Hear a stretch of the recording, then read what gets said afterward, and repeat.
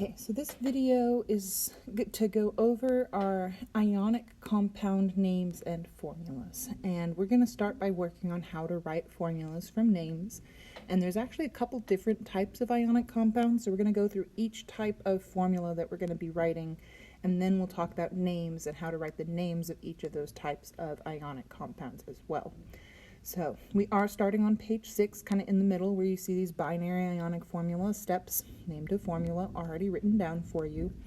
And before we actually get into these steps, because I can explain these steps and how to do them, but why we're doing them, I think will help you understand what we're doing a little bit better. So, as I mentioned, we are going to be going from names to formulas. So an example of an ionic name is magnesium chloride. And I promise we'll go over how to write ionic names second, but they're actually pretty simple. For the most part, they just name what we see. So magnesium, Mg, and chloride is chlorine, so that's Cl.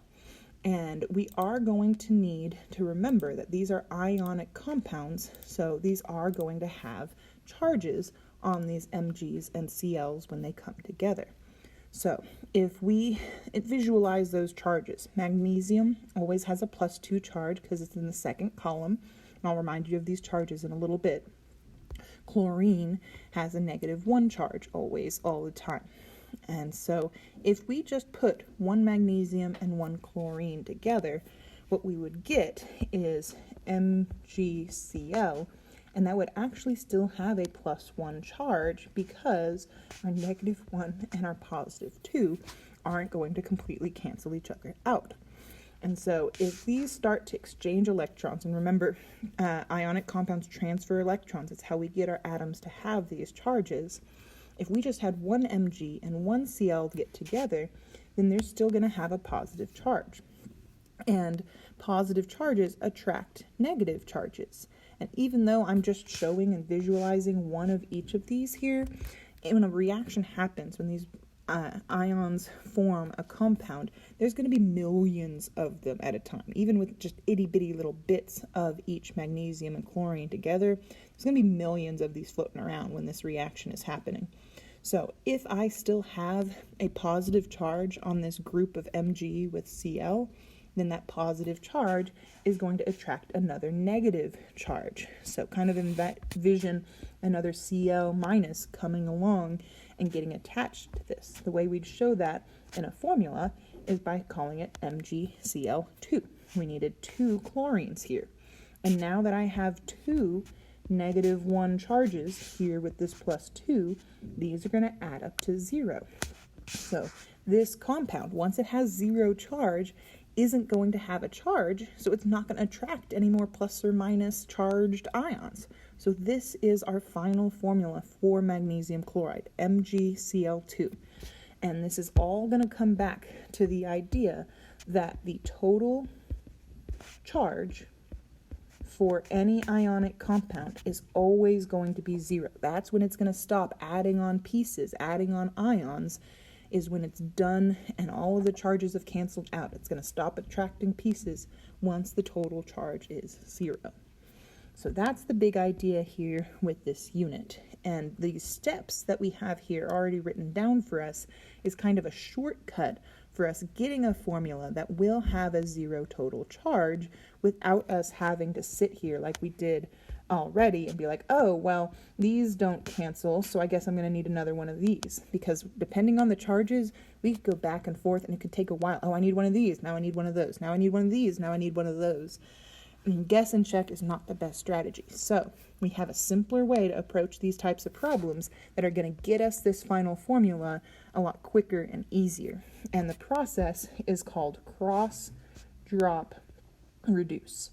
And you'll notice this is steps 3, 4, and 5 because we kind of have to set the stage and get ready to cross, drop, reduce. What we need, just like what we started with here, was the symbols and charges of each element. So I'm going to kind of do the cross, drop, reducing over here for that same magnesium chloride.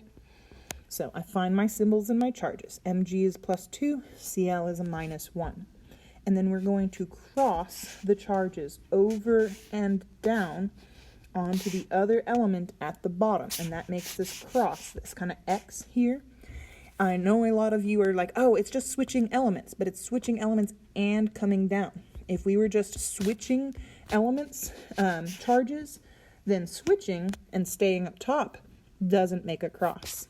Even if you just brought them down, which some people forget and try and do that, doesn't make a cross. So I use that specific word, cross, in cross, drop, reduce, because we always need to come down and over. So if you draw these arrows, making sure they make a cross, you're probably putting the charges in the right places. And at this point, after all we do is cross, is Mg with a -1 down there and Cl with a +2. Now I usually don't write this out at this stage because step 2 is going to be to drop the signs off of the charge. So no more minuses and pluses on there gets us Mg1 Cl2. And technically, as with our covalent compounds we saw earlier, we don't write 1s in our formulas. If I write Mg, there's at least one Mg there in my compound. And this is actually our final answer, our final formula for magnesium chloride. But there are some compounds, some formulas, that are going to need you to do this final reduce step, where we reduce the ratio of these elements. And you can see one example of it here with our aluminum phosphide. Aluminum is a +3, phosphide is a -3, it's just phosphorus. After we cross those numbers, drop the signs, we have Al3P3. But both of these subscripts, 3's, have a common factor, a 3. Meaning we can divide each of these 3's by a 3, and it'll reduce this ratio down, keeping the same general ratio. We divide by 3, because they are both divisible by 3. 3 divided by 3 is 1. So all we really needed here was 1 Al and 1 P. So that is an example of reducing. I'm going to make some space over here real quick. And actually a quick comment. I normally wouldn't even cross-drop reduce here and even get to that reduce step, because if I notice when I'm writing out my charges that these charges are equal and opposite, that they already cancel out and add up to 0, then I can just jump to, well, I just need one of each. I don't need to cross and drop and reduce it. If I see they're equal and opposite, whether it's a +1 and a -1, a +2 with a -2, or like here, a +3 and a -3. If they're equal and opposite charges and they already add up to 0, we don't need to cross-drop reduce. They're already ready. We just need one of each, and that'll cancel each other out perfectly. So we only really have to cross-drop reduce when the charges aren't equal and opposite, when they don't already cancel each other out. This is our quick way, our kind of shortcut way of getting them to cancel out without just having to add more and more and more. So an example of a time where we would have to do a full cross, drop, and reduce is if I had something like X with a +2 charge and Y with a -4 charge. When I cross and drop, I end up with X4, Y2. And if I don't reduce this, we won't get full credit because both 4 and 2 can be divided by 2. And so when I do divide them by 2, 4 divided by 2 is 2, and 2 divided by 2 is 1, which we don't have to write.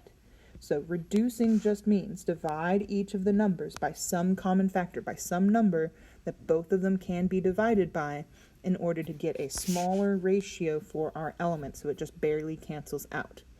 And like we talked about before, if we look at this and we think about these canceling out, all I need is one more x minus 2 here, so that x plus 2, so that my +2 and +2 will cancel out the 1 minus 4. So x2y makes perfect sense why this is where it would stop. This is when the charge is going to be perfectly canceled out, and it's not going to keep attracting x's and y's to it to get to x4, y2, because it has no charge after we get to x2y. It's done. So, hopefully these steps make a little bit more sense. So, let's look at the periodic table real quick, because I've been talking about all these things we're going to do with these charges, but I got to make sure you know these charges. And I would encourage you to write these down on your periodic table so that you will always have them. And we do need to work on memorizing these so that we know them when we get to the test. I'll still give you a periodic table and a dry erase marker so you can write them down on them, but you got to get them from your head to put onto that periodic table. So the way I remember them is I start in the first column. It's a +1. Second column, +2. Remember, we have to skip that whole D block, that lower down portion, because they have multiple charges. They don't really follow the rules when it comes to electrons and charges.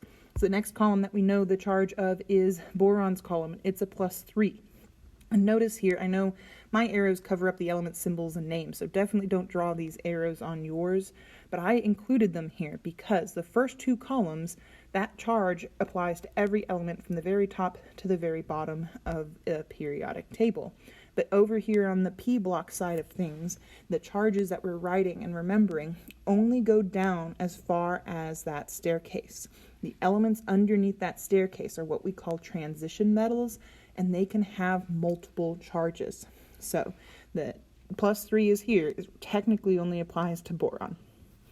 So I do +1, 2, 3, and then I actually kind of start from the end and go backwards. Remember that noble gas, that last column of the periodic table, will not react and form ions at all, so they won't have charges, so we don't do anything with those. But then that next column that starts with F is our first column going backwards, and it has a -1 charge. Negative because we're going backwards, 1 because it's the first one, just like the first column going forwards was a +1, going backwards it's a -1. Next column is -2, and then -3, and they meet in the middle, and this carbon column can be either plus or -4, just depends on the situation, and I'll always make that clear for you. So these are the charges you need to know. We will talk more about those transition metals and what to do with them if they're in compounds in a moment, but these are the charges we need to know in order to be able to do these next few problems. So I want you to show a little bit of work here in your notes so you know where these come from when you're reviewing and looking back on this. I know you can probably find these answers other ways or kind of quicker, but I do want to see a little bit of this cross drop reduce just so you can look back on this later on and remember what's going on. So I would recommend that you write those symbols and the charges for each of the elements above each of the elements because they stay in the same order. You don't have to change the order of them. Once you have the symbols and the charges, then we can just cross, drop, reduce. And you don't have to draw these arrows to cross, drop, reduce. At the very least, what I want to see is the symbols and charges written above each element's name. And then if you so choose, if it helps you to, then you can draw those arrows. And here I probably didn't need to draw them because that +1 and -1 just cancel each other out. So my final answer is KCl, just one of each because their charges already cancel. Now aluminum, I know I told you wasn't a +3, that +3 charge only applied to boron in its column, but in just a moment I'll actually show you and talk about the transition metal charges. And aluminum is actually weird for a transition metal because it does follow the rule of its column. So Al is a +3. If you go and find oxygen, I know that this says oxide, but remember with covalent compounds how these change those last names a little bit when they make a compound. Same thing is happening here. So oxide is oxygen, and it has a -2 charge. And if we cross, drop, reduce, the 3 is coming over, the 2 is coming over here.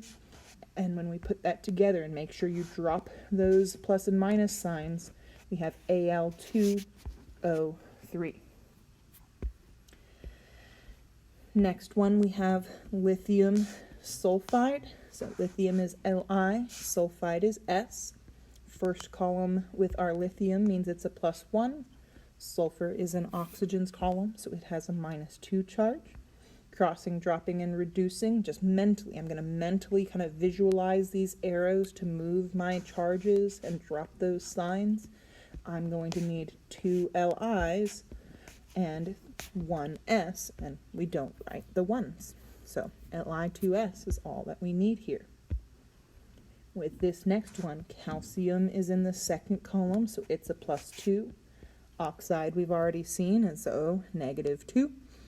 And if I cross, drop, and reduce, well, if I cross and drop, I might get Ca2O2, But if we remember to reduce, or if we remember before we do any of that, that the +2 and -2 already cancel each other out, then we get the answer of CaO. That's all that we needed here. Then strontium bromide. Strontium is a +2. Bromide is a -1. I'm going to leave you to try and put this together and try cross-dropping and reducing. And then here, I'll just remind you, barium is Ba, phosphide is P. I gave you those charges on the previous slide, so if you need to click back to get them, write them down, or just recheck them again real quick. Find the charges of these atoms on the periodic table, and then cross-drop reduce them to find their final formulas. I do expect to see you having written these out. If you want to check them with me, either in tutorials or during class, just let me know. So that's the first type of ionic compound, and that's the most basic type. The rest of these are just kind of build on that and tweak those rules just a little bit in how we cross-drop and reduce.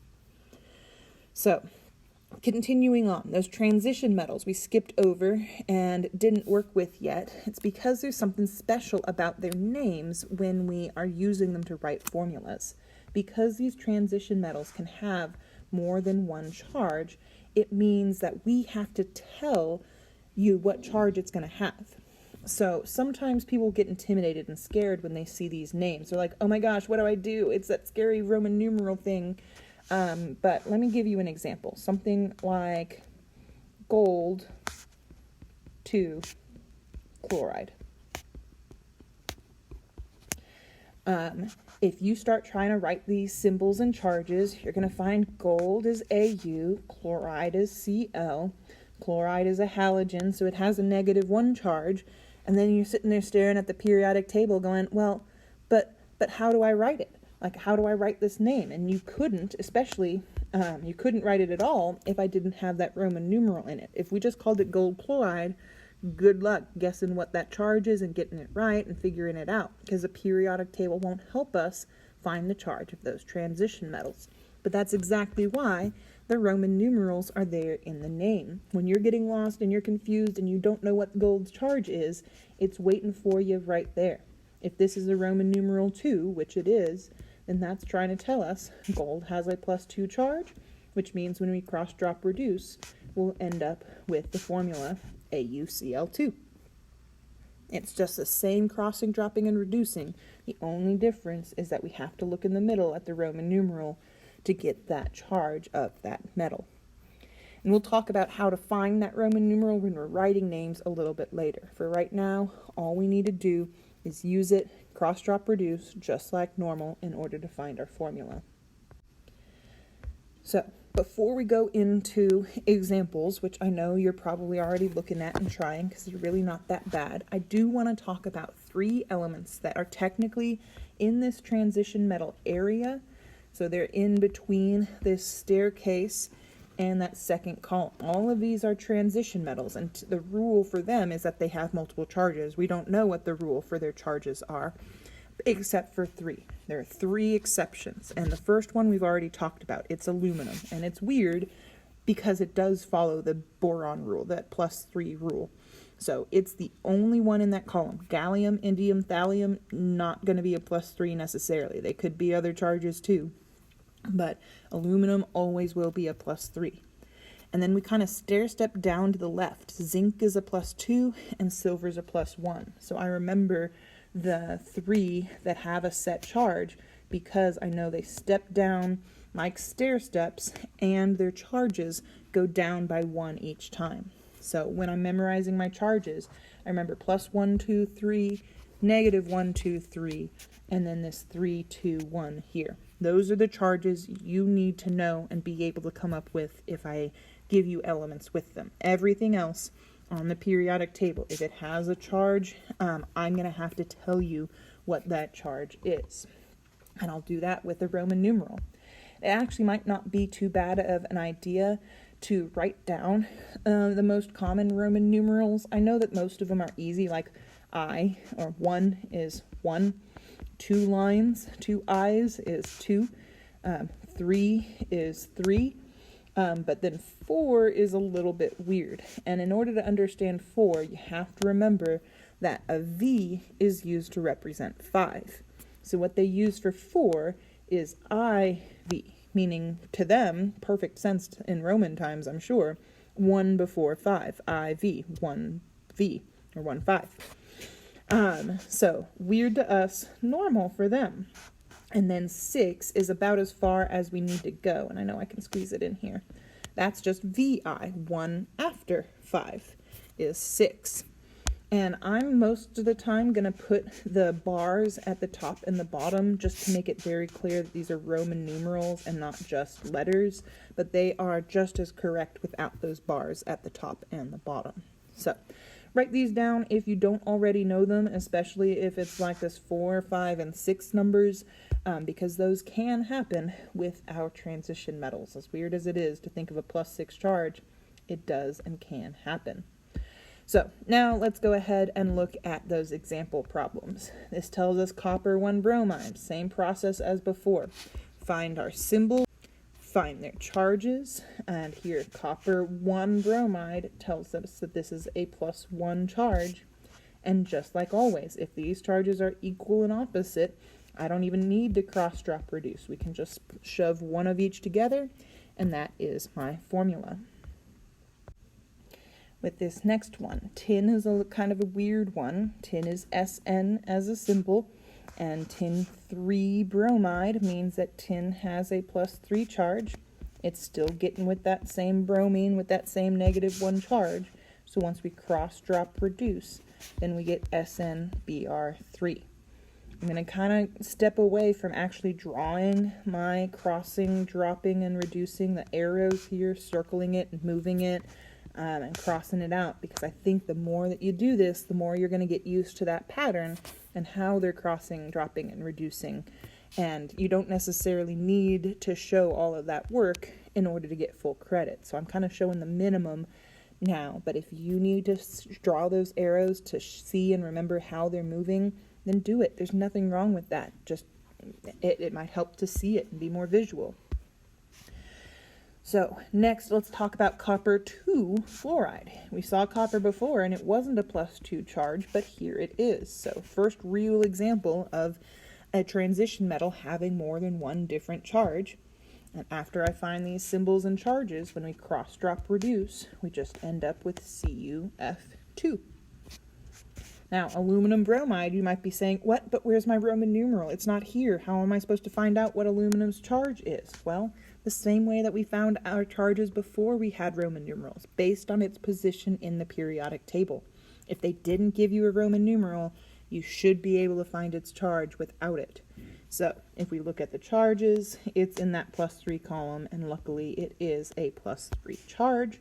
And then we just need to cross drop reduce that with our bromide. We get AlBr3. So I am going to help you with antimony 5 sulfide. I do want you to do it. I don't know where that P came from.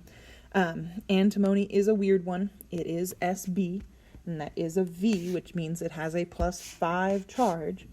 And then sulfide, as usual, has a -2 charge. So go ahead and cross drop reduce that to get my formula done for us. And then I'll remind you that lead is Pb, nitride is just nitrogen, that's N. And if you're looking for lead on the periodic table to find it, it's element 82. It's over near the bottom of the periodic table under the staircase. But go ahead and find those charges, cross drop reduce, and find this final formula for lead 4 nitride. Just like before, feel free to come and check those with me in my packet in class or in tutorials if you're not sure, but I will expect to see those filled in there when I'm grading your packets to give you full credit for that page. So let's talk about the last type of compound that we have. So this last type of ionic compound are what we call polyatomic ion compounds.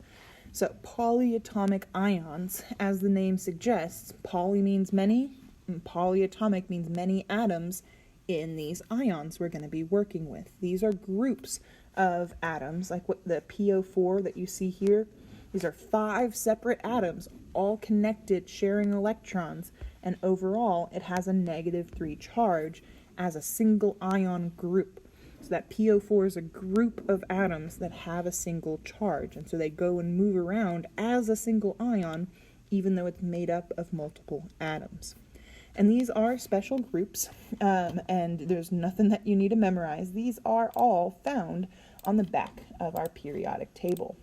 So hopefully you have one of my periodic tables handy that are printed and nice, ready for you. You probably haven't flipped it over and looked at much of this stuff, but go ahead and do it now, because we have this list here at the very far left on the back of all of the polyatomics you will ever see or need in these classes. So you will never need to memorize them. They're always here for you. They're on that periodic table. They're also on the back of the pink periodic tables that we have and that we use in class on tests. So never going to need to be memorized. And remember, we're going to be using these to write formulas, and we're still going to cross, drop, reduce. And if we're writing the formula from these names of these polyatomics, before we even see them, what I want to point out is that the names for these ions, for the most part, with 3 exceptions, all end in either ate or ite. And there are some that are almost identical. Chlorate and chlorite are both ClO something. Chlorate is ClO3 and chlorite is ClO2. So they do have different formulas, and some of them have different charges than each other. But that's all that you need to do. Whenever you see a name that ends in something, something, something, ate, or something, something, something, ite, those endings on your names are a sign that that has a special group. Like phosphate is going to have a PO4 group in our compound. If it's something, something phosphide, if it ends with that IDE ending that we've been seeing so far, that's just normal phosphorus, just normal P all by itself. But phosphate is going to be this group. So anytime you see a name with an ate or ite ending, then come to the back, find your symbols and your charge from the back of the periodic table, and then cross, drop, reduce like normal for the most part. The only other special thing we have to do with things in groups like phosphate is that if I crossed a number over onto a group, I have to put that group in parentheses, because otherwise this looks kind of like I've got 42 oxygens instead of just 2 phosphates. And remember the whole idea here. If I have something called calcium phosphate, I have calcium and phosphate ions floating around together. They're attracted to each other because of our opposite charges, and these whole groups are going to be adding on to balance out these charges. Whole phosphate groups, not just extra oxygens floating around ready to react and form compounds. So that's all that's different and weird here, is we have to go someplace special to find our symbols and charges, and if we do cross a number over onto one of these special groups, we put parentheses around the group before we put the number on it. So let's try it out. Another reminder of our polyatomics. So potassium carbonate. Potassium is K. It's in the first column, so it has a +1 charge. Carbonate isn't just carbon, it's a special group, and if you check the back of your periodic table, it's CO3 with a -2 charge, and that's the way we would read it out. Symbols, then charge. Even with all the numbers at the bottom, you read out everything but the charge first, so CO3, and then put that charge on, either verbally or on paper. So now that I'm crossing, dropping, and reducing, remember only these charges are going to change and cross over. So K is going to get a 2 on it after I drop that negative sign, and then I just need 1 carbonate, so I can just write CO3. Just like we don't write 1s on other compound or on other elements, we don't write 1s on our polyatomics, so we don't need to put parentheses around it to protect it from any extra added numbers. I don't mind if you write parentheses around the group just to kind of see it as a group. That's fine with me. It's just not something you'll see me do in general. Moving down, ammonium was one of the 3 polyatomics that is on the back of the periodic table that doesn't end in ate or ite. So ammonium is a special group. And honestly, when it comes down to it, if it's not on the front on the periodic table, it's probably hiding on the back. Phosphate is also obviously a special group because of that ending, phosphate, we looked at before. It's PO4 with a -3 charge. So this -3 and this +1 are going to be crossing and dropping. All the rest of those numbers are going to stay where they're at. So I'm going to have NH4 and PO4 here. And since the 3 is crossing over onto the NH4, I am going to need to put it in parentheses before I put the 3 on it. I just need one phosphate, so I can just leave it there. It's done. So hopefully these aren't too bad, adding in these polyatomics. And we can have polyatomic ions mixed in together with some of these transition metals, with these Roman numeral names that we've already been seeing. It's perfectly acceptable to put both types together. So chromium 2 nitrite. Chromium here has a +2 charge. Nitrite is NO2, and it has a -1 charge according to the back of the periodic table. So all we got to do is cross, drop, reduce the 2 and the 1, and we're going to end up with Cr nitrite in parentheses with a 2 on the outside. So number 4 it's basically just like what we did with chromium 2 nitrite, but somehow mercury 2 acetate kind of scares people. So mercury, I think people kind of forget, is Hg, and mercury 2 means that this mercury has a +2 charge. And then acetate on the back of that periodic table, it's kind of a big one. It's the biggest polyatomic that we've got. So this acetate thing is a bigger, crazier looking group, C2H3O2 with a -1 charge, but that's all that's kind of different and special about it, is it's extra big, but when we cross, drop, reduce, it's still only the charge, only that -1 that's going to be moving from the acetate. The +2 that's crossing over from the Hg is going to end up on that acetate, so we end up with Hg, then parentheses with that C2H3O2 inside, and then the 2 on the outside of it there. So that's all we got to do in order to write that formula. So as usual with these last two, I'm going to help you find the symbols and charges of each of them, because hydroxide is one of those other groups on the back that doesn't end in ate or ite. So just in case you were wondering, it is a special group. And then this one, honestly, is more than most, sounds like a group. It's hydrogen and oxygen, hydroxide. And big surprise, it's OH on the back of our periodic table. So go ahead and cross, drop, reduce with these charges. Remember, those are the only things moving and changing.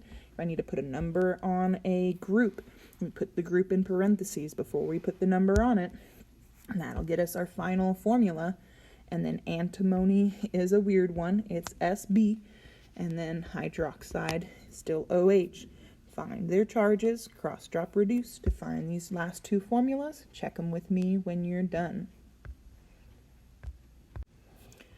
Okay, so that's all our different types of formulas. Now we're going to start focusing on how to write the names. And even though the names are longer, so it's going to be a little more writing, it's actually a lot easier. And you've already seen these names because we've been using them to find our formulas. The names for ionic compounds are simpler and shorter than our covalent compounds. They don't use any prefixes in them. So all we got to name is what's that first element, which is always a metal. What's that second element? Always a non-metal. And we change that non-metal's name to have that "ide" ending, as long as it's just a normal element. Like we just saw with those polyatomics. We don't change those polyatomic names because we need to see that "ate" or "ite" at the end in order to know it's a special group. So that one's even simpler. It's just name what you see. First element, second element group, and then done. So most of what we're going to spend our time on here with the naming is going to be the writing out of the example, and then we're going to have to focus on transition metals and how we find those Roman numerals. But this first type, just writing names from our formulas, is going to be name what we see. First element's name and second element's name changing to "ide."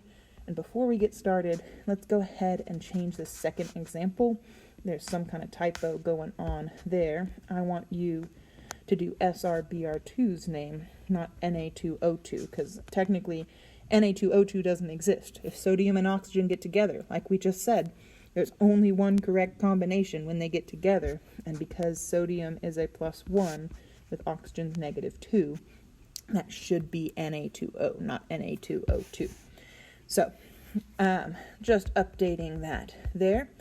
So, let's go ahead and write some names. Na's name is sodium, as I've been saying, and then O is oxygen, which we're going to change to oxide. And that's it.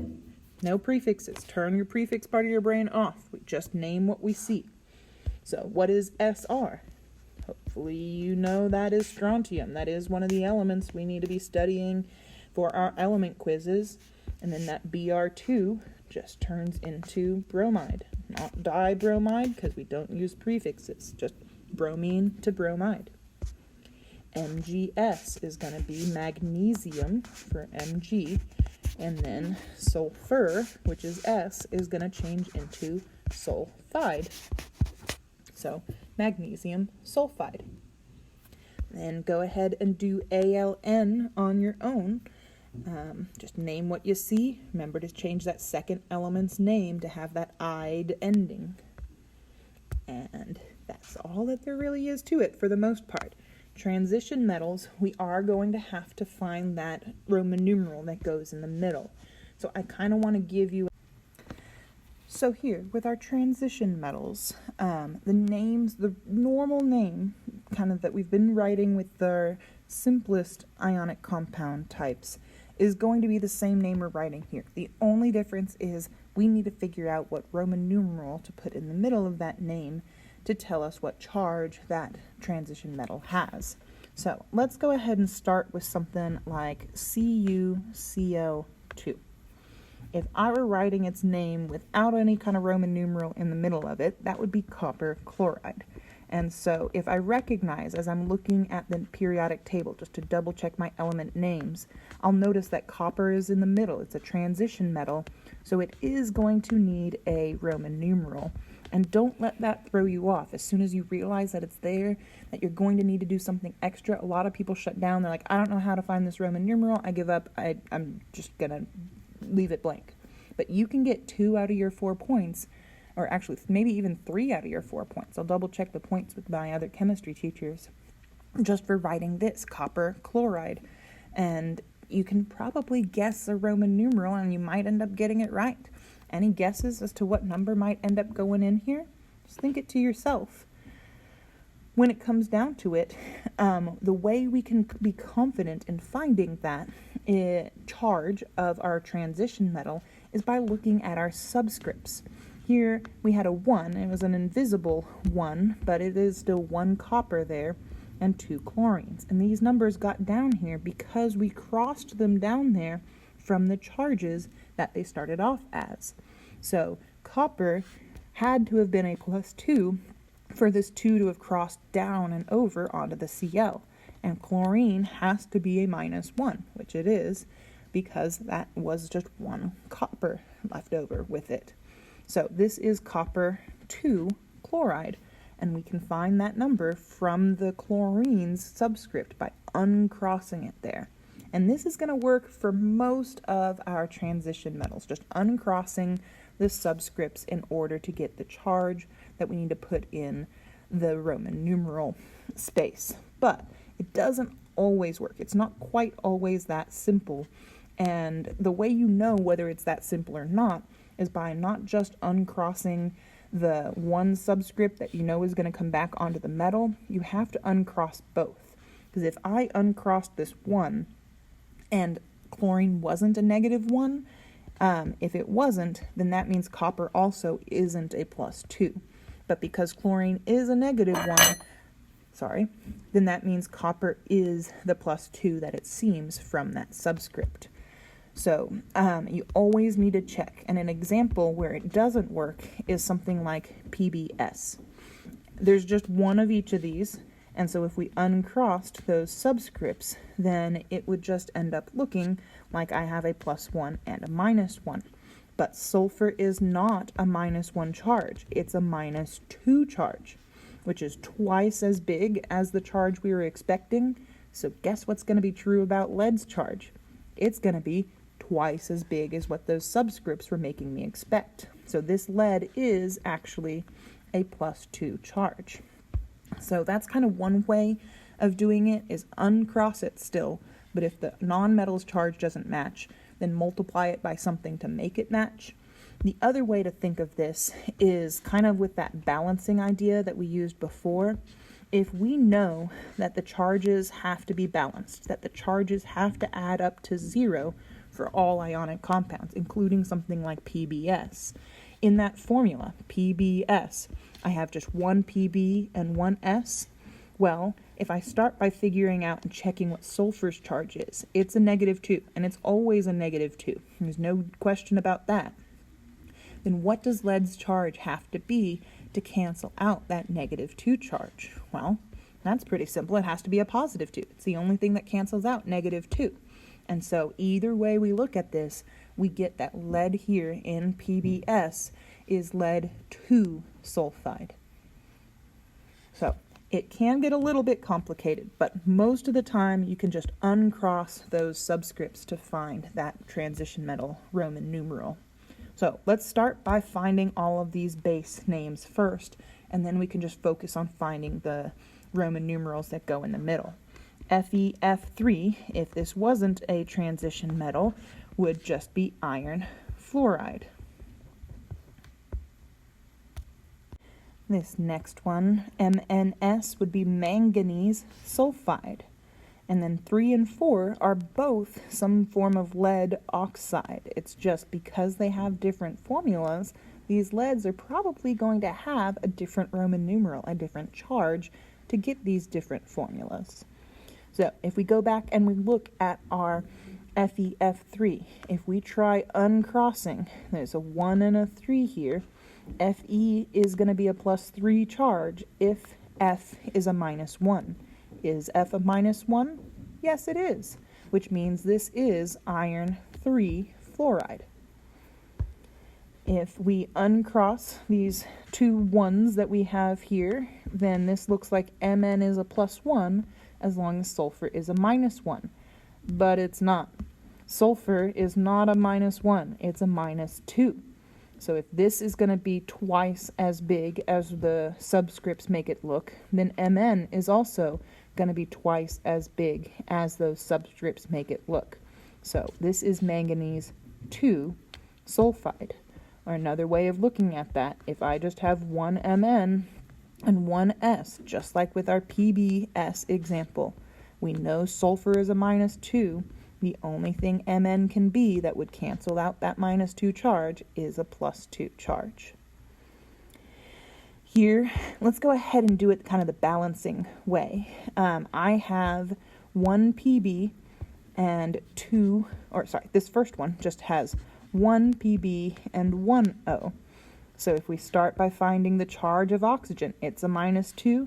That must mean that our lead here is a +2. Now, in this next example, PbO2, I have 2 oxygens, and each of them have a -2 charge. So what charge does our lead have to be here to cancel out both of those -2s? Well, hopefully you're saying +4. So we'd put a Roman numeral 4 here.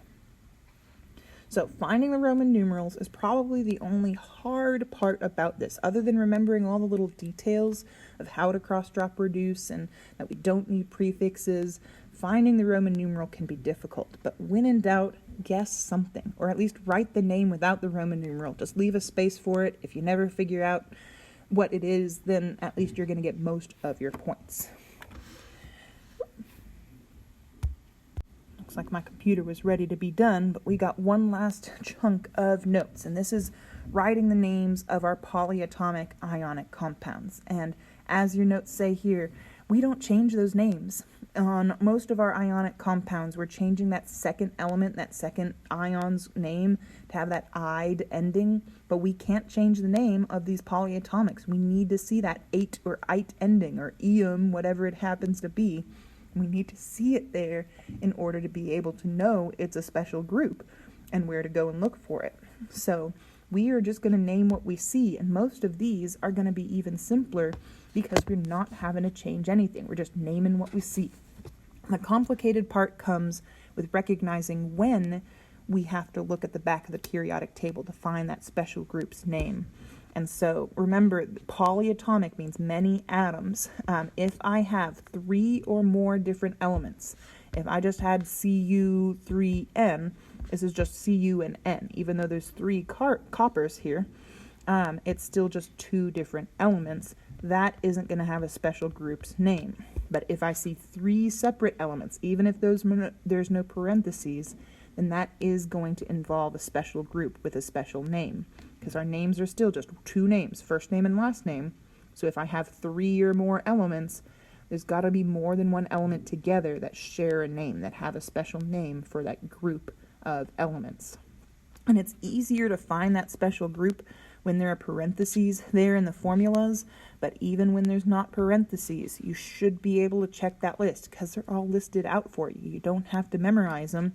You can check both. If you're not sure what your group is, look for CUN. If you double check that list, it's a pretty short list, there's no CUN on there, so that's not our special group. Then look for NO3. That's on there, so I can find the name for that. And if it helps you, once again, to write those parentheses around that group so you know that it's its own group and it has one name, then do it. That's fine with me. So NO3, if you check the back of your periodic table, we see it in this first 2 examples, is called nitrate. So this first example is going to be magnesium nitrate. Get that written out here. And then the second one, because it's not with magnesium anymore, this is going to be Cu nitrate, and Cu is copper. So this is just going to end up being copper nitrate. Now, there is actually one thing missing from this. Can you tell what it is before I tell you? Hopefully you're saying that we need some kind of Roman numeral here, and a lot of people are going to look at this and think it's a 3 because we see a 3 here. But remember, that's part of our nitrate group. So it's not the nitrate, the number of oxygens in the group that matters, it's the charge that crossed over. So if we check nitrate's charge, it's a -1, which means that copper has to be a +1 to cancel it out. So this is copper 1 nitrate. So this next one with Zn with that PO4 group is going to be zinc phosphate. And remember, zinc is one of those 3 transition metals that has a set charge. Zinc is always a +2, so we don't need to put a Roman numeral there in the middle of the name. We see silver in this next one. Silver is Ag, and it's also one of those transition metals that has a set charge. This is just silver sulfate. It's the name of that SO4 group. Just that simple. Pb is with sulfate now, and so that's lead sulfate, and this one does have multiple charges. It's not one of our 3 special transition metals, so we are going to have to find its charge, put that in Roman numerals in the middle, and if we look at the charge of that sulfate, it's a -2, and I just have one of those sulfates there balancing out our lead, so that must mean that lead is a +2 charge. So a 2 Roman numeral going in the middle there. And then this last one, I see my special group is NH4, that's ammonium, and then that nitrogen is at the end. And so even though it has a polyatomic at the beginning of it, we do need to change nitrogen's name to have that "ide" ending. It's only the polyatomics that we don't change if they're at the end. So this is going to be ammonium nitride. And that's it. So I know there are a lot of details in this, so it's really important that you try some practice problems. And what I said in class was that I just want you to work on the first columns of the practice problems on pages 9 through 11. So if you take a look at those here, the page 9 worksheet work, we just finished with these problems here. The worksheet starts right after these problems we were just doing, and it kind of alternates between you writing names and writing formulas. But in all of these practice problems, all the way through page 11, all that I need from you is to do the first column. So I'm going to post the answers. Not what I was trying to do. I'm going to post the answers to the second column. So you'll be able to check your answers if you do want to try these out. You can try them out and check your answers online, but your grade on these pages is only going to be based on you completing the first column of practice problems all the way down. Now, I said through page 11, I'd actually kind of like for you to leave this mixed practice for in class. So you can finish all these other ones if you have the time and you want to practice and check your work when you get to class. That would be a great idea to do. But you don't have to do the second problems at all. I'm never going to ask you to do those. And I'd kind of prefer you not make any mistakes here, because we actually have some covalent compounds mixed in here with all of our polyatomics and then regular ionics. So there's a little bit of everything. I want to make sure we're kind of addressing the process correctly when you get here. So give these a try. Like I said, ask me questions, come in for tutorials if you need help. And that's the second of our 3 different types of compound names and formulas we're going to be writing. So we're almost done.